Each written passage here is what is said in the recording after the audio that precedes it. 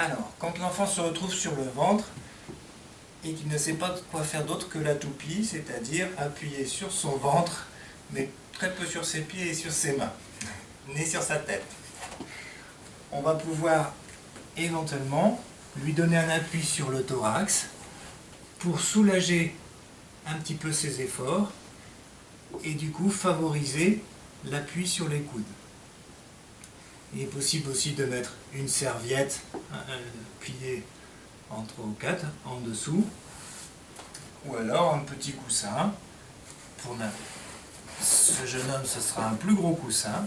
L'objectif, c'est de vous montrer que s'il est décollé et qu'on lui maintient le buste un peu plus comme ça, il va pouvoir plus spontanément se mettre en appui soit sur ses mains, soit sur ses coudes. L'objectif toujours, si on lui montre un appui sur les coudes, avec le coude trop sur l'extérieur, il ne va pas prendre appui sur les coudes, il va fatiguer, ça va être le dos qui va travailler, et puis après, pouf, la tête, fatiguée, va descendre. Par contre, si on remet le coude bien au-dessous des épaules, à la verticale, là, il prend bien appui, par réflexe, sur les coudes, et donc du coup, il va avoir non plus un travail d'extension, mais un travail de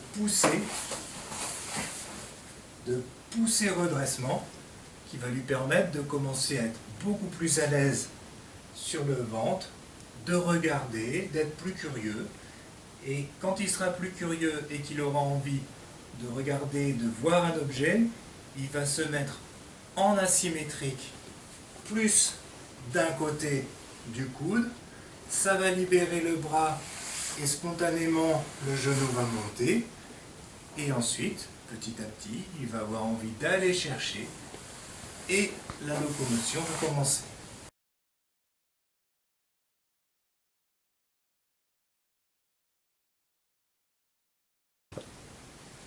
Le rampé, toujours la même chose, le rampé, comme le quatre pattes, comme la marche, c'est la dissociation des ceintures. Donc, il faut faire très attention à l'appui, surtout l'appui sur le coude, et faire attention à ce que le genou remonte bien dans le rampé. L'appui sur le coude, c'est-à-dire que l'épaule doit toujours être à la verticale de l'appui sur le coude. C'est-à-dire que si je présente un objet sur sa droite, il va avoir tendance à vouloir libérer la main droite pour le prendre. Du coup, il appuie plus sur son coude gauche. Le genou a tendance à monter.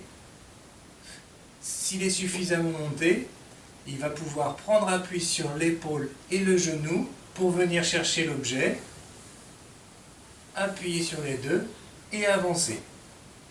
Une fois qu'il est dans cette position, on a une incurvation de la ligne des épaules, un appui là qui ne va pas être stable, je ne l'ai pas bien guidé, parce que du coup, si l'appuie ici, il est trop en arrière sur son épaule, du coup ça va glisser, il va s'effondrer.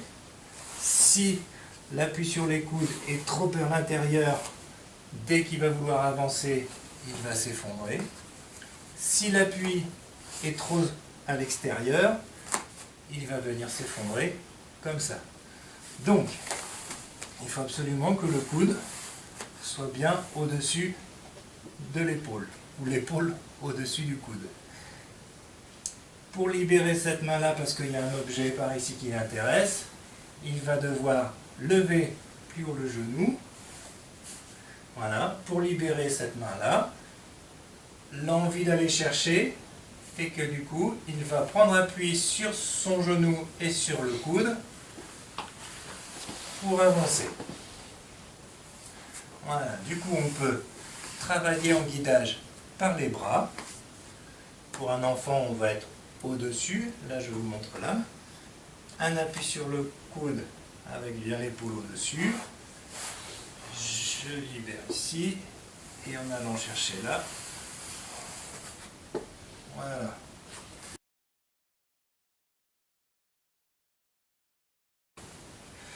Quand l'enfant est comme ça, on regarde s'il appuie plus sur un bras que l'autre. Si par exemple il appuie plus sur ce bras-là, je vais avoir en fait une petite flexion de ce genou-là, ou en tout cas le bassin un peu plus haut là.